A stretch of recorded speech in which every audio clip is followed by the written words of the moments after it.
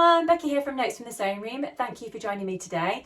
In today's video, I wanted to talk to you about my 4 favourite ever upcycling projects. As you may know, we've got an upcycling challenge going on in the month of October on Instagram. I will tell you all the details of the challenge at the end of this video. The challenge is being hosted by myself, Becky from Notes from the Sewing Room, and my friend Karen from So Little Time. But as I said, I'll tell you all the details at the end of the video to do with Sew Upcycle 25. But for now, I wanted to tell you all about my 4 ever favourite projects that I've made in terms of upcycling. Now, the first project that I wanted to talk to you about is actually a jumper turned into another jumper, which probably sounds a little bit silly, but actually they are 2 completely different jumpers. So the original jumper started out as having a cowl neck, being a little bit oversized and having some pockets on the front. It was a lovely jumper, but just not really my thing. I wasn't reaching for it in my cupboard and that kind of thing. So I decided that I wanted to upcycle it. So I thought about what patterns have I got and what's actually going to work, and what jumper am I going to wear and what's going to look good with a skirt and jeans and that sort of stuff. And I thought, aha, I know, I've got the Sew Over It Roxy jumper, and that is one of my favourite jumper patterns. So what I decided to do is I cut up the side seams of the original jumper to get some flat pieces of fabric.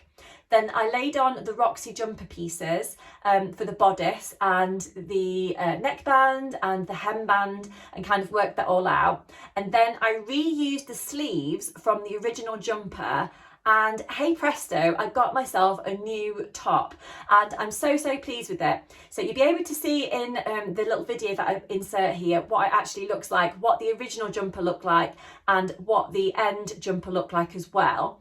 Now, I've wore that jumper so much, and I really like wearing it with my leopard print skirt, as your animal print skirt should I say, as you can see in the video here. I am quite a fan of animal print fabrics. As you can see today, I'm actually wearing an animal print pinafore here, but this one's not upcycled. This is from normal fabric, this dress, and if you're interested, it's the Tammy handmade Margot pinafore that I'm wearing here, with a top underneath to keep me nice and warm because it's pretty cold today. Yes, so the Roxy jumper project is made out of a kind of velour fabric. So it's a stretchy fabric, got lots of stretch in each direction, and yes, it's a really nice jumper and one that I'm super pleased with. So if you've got a jumper in your wardrobe, maybe think about upcycling it into another kind of top if you wanted to, because this video is all about giving you some ideas and a bit of inspiration for other upcycling projects that you might be thinking of yourself. Now, project number 2 that I wanted to talk to you about started out as a dress. So it was a maxi dress, so quite a long dress. It is made out of a kind of polyester type fabric, which I think was originally from a shop called Shein, you know, online. And I think I picked it up from a charity shop actually, rather than buying it from Shein.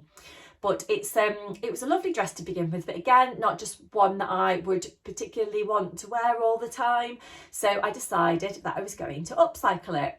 So I decided that I wanted to keep the original sleeves again from that dress, because they are lovely sleeves. So it kind of got a bit of a poofiness to them, and they've got some shearing just around the arms, which I thought was such a pretty detail that I wanted to keep. So that's what I started off with. And then I thought, oh, what kind of top would I like? What kind of neckline would I like? How could I use the fabric that I'd actually got as part of the dress?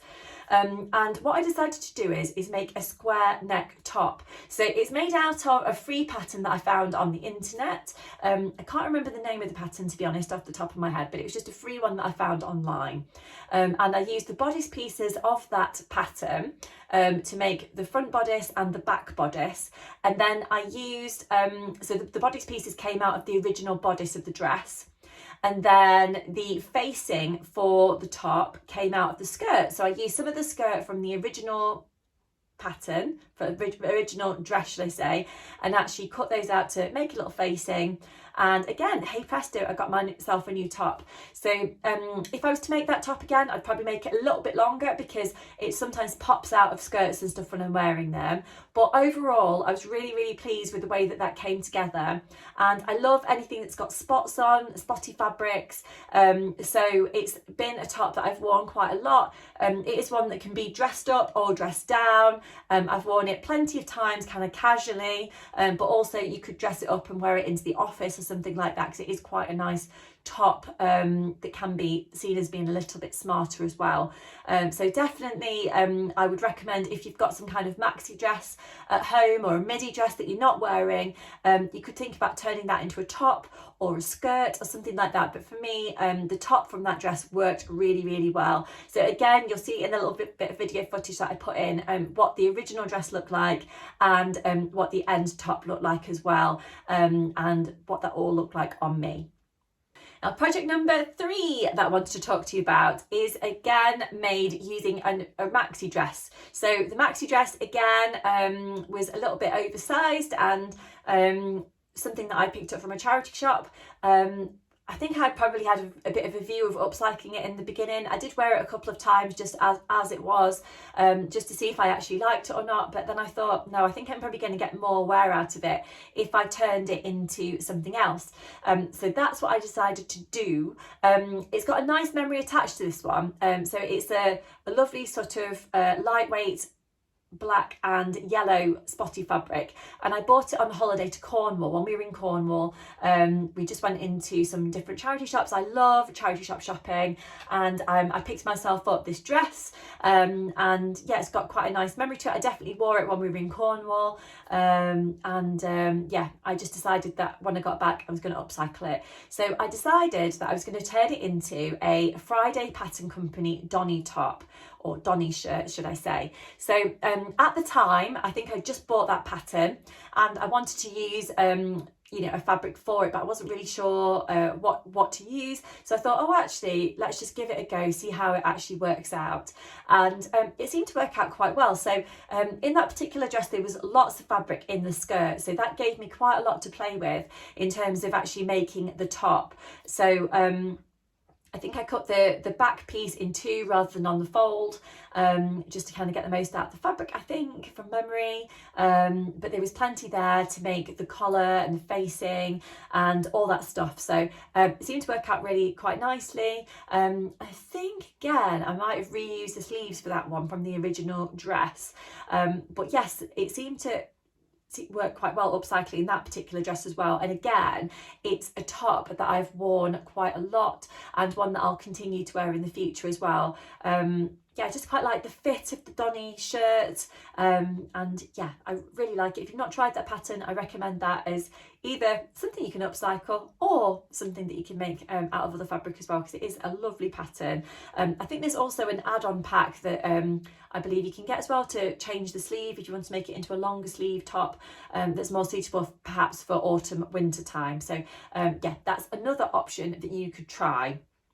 Now, project number 4 that I wanted to mention is when I turned a skirt. It was like a maxi type skirt or midi skirt. It's quite a long skirt anyway, which I bought from a vintage shop. So it's lovely fabric. It's kind of a thicker pinky purple florally fabric. It's really, really pretty. But the skirt, you know, it wasn't really working for me. So I thought, oh, what can I use this for? So because it started out as a gathered skirt, there was loads of fabric in it. When I actually unpicked it and made it into some flat pieces of fabric, I was able to sort of have a look and think about what I could actually use it to make, and I decided that I was going to turn a skirt into a dress.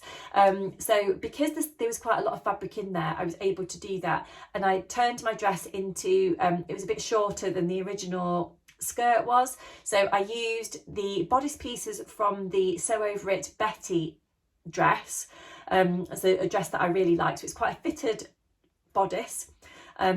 So it's sleeveless, and it's got a bit of a V on the back, which is really pretty. And then I decided to make a gathered skirt to go onto the bottom of the dress. And I think I put in an invisible zip, maybe in the back, But yes, that seemed to come together quite nicely. I wasn't sure, to be honest, how that one was going to work out, because I was turning a skirt into a dress. You know, it was a bit of an unknown for me, a bit of an experiment really. I wasn't really sure how it was going to go, but it seemed to work out quite well. And again, you know, I was pleased with the end result. I actually wore it to a theatre trip that I went to with my husband around about the time that I made it. And, you know, I did feel quite nice when I was wearing the dress, kind of going to the theatre and stuff and knowing that I'd made my dress. And I think there's something quite special about upcycling something, because it gives you that extra layer of creativity that you're kind of using the fabric that you've actually got in front of you, rather than, you know, you're using potentially like different shapes of fabric, different sizes of fabric. You're trying to sort of put it together like a bit of a puzzle to work out how it's actually going to come together. And I quite enjoy that, to be honest. I do enjoy obviously using normal fabrics as well. I've got quite a few in my bookcase behind me here, which are normal fabrics, but it is really nice also to kind of upcycle something. And of course it's good for the environment as well to be upcycling and reusing things that are already in existence. So I would definitely recommend giving upcycling a go. Don't be scared about it. You know, I think a lot of people are kind of put off and think, oh, I'm not sure, maybe it's not going to work out. But you just give it a go. Use anything that you've got at home. You could use some bed sheets, a tablecloth, a bedspread. You could use a me-made garment that you've made before, a shop-bought garment, something that you've bought from the charity shop, something that you've been given from a friend or a family member, anything like that. You could use something that was yours and turn it into something for a child, or, you know, whatever you're going to do, just give it a try, because it is something that I really enjoy, and I would love it if you tried it at home as well. So as I mentioned at the start of the video, there is a challenge going on Instagram throughout the month of October, when myself and Karen, from my friend from So Little Time, are asking you to upcycle something. So it can be a garment for yourself, or for someone else, or a bag. So we would like you to post a picture of the original item, so whatever that fabric was in the beginning, whether it was a dress or trousers or shorts or a bedspread or whatever it started out as. We want the original picture, and then we also want a picture of what you've turned it into. And we would like you to post those pictures on Instagram on the 31st of October, using the hashtag SewUpcycle25, and also tagging myself and Karen, so Notes from the Sewing Room and So Little Time, along with the hashtag, and then we can see all of your entries. And we're going to be choosing some winners at random. So this competition or prize draw is open worldwide.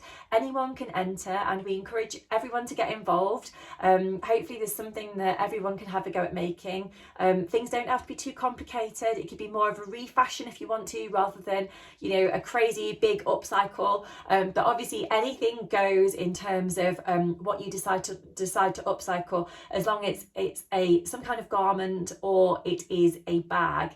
We're also asking that you don't do any makes for pets, so no pet makes, and we're asking also that you don't use any fabric scraps left over from other projects, because that's just normal fabric, rather than actually upcycling something that was already made into something before.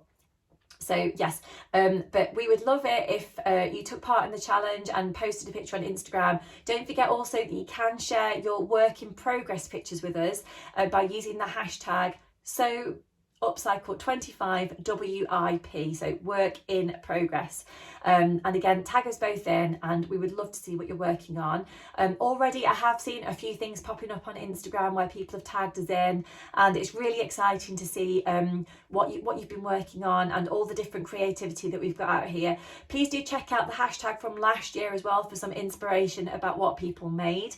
Hashtag SewUpcycle24 or SewUpcycle23. There was lots of different things that people have made over the last few years that have just been fantastic, and we're really, really grateful for everyone taking part. We have got some fantastic prizes from a range of different companies this year as well, so thank you so much to all of our sponsors who have donated prizes. So we've got PDF patterns and vouchers and this kind of thing. So yes, as I said, it's all going to be drawn at random, and you know, you never know, you might be the one winning one of the prizes. I know in the past I've won a few different bits and bobs from Instagram when I've entered competitions, so you know, it can happen.